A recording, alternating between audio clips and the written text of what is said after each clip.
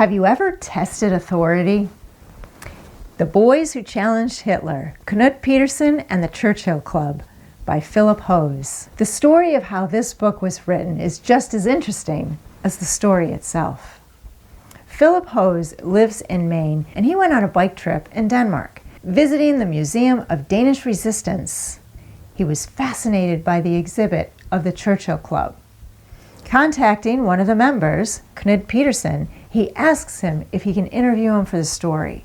Knud Pedersen replies, "I'm sorry, but I'm already under contract with someone else." Philip returns home to Maine, and 12 years later, he's going through his notes, and he's thinking, gee, I haven't seen that book. I wonder if that book was written. He emails Knud and finds out that the book was never written. So Knud Pedersen says he's in his late 80s, and if they want to write a book, they better start on it soon. So within 2 weeks, Philip and his wife go over to Denmark and visit the Pedersens, and they start the interview process. Late in 2013, Philip has some questions to ask Knud, so he emails him, but he doesn't get a response.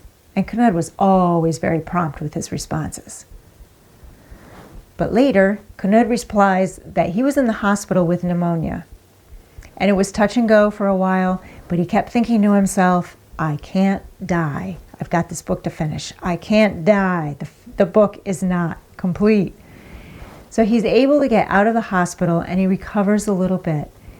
They're able to finish the book by late 2014, and Knud reads it and passes it on to his children and his grandchildren before he passes on in December. Knud was a main character, and he is a character. He's an artist, and he founded the first art lending library in the world. Based in Copenhagen, all you had to do was pay a small fee, and you could borrow original artwork for 3 weeks. His artwork is displayed in New York City, London, and in the State Museum of Denmark. He and his wife also founded the European Film College in Denmark. So he's done a lot of things. But back to the story. German forces occupied Denmark from 1940 to 1945.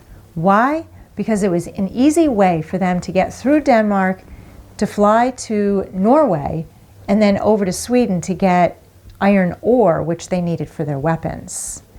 But when the German forces entered Denmark, Denmark didn't put up a resistance. They just went along with German and cooperated with them. In Odense, Knud and his brother Jens were furious that their government would not fight against the Nazis. So they were talking with some of their friends, and they decided to form the RAF Club, which was based on the British Royal Air Force defending the UK skies against the Nazis. In the beginning, the boys had to get used to being around German soldiers with guns. They didn't want to look nervous or scared, and if they were pulling a prank, they needed to be able to think quickly and stay calm.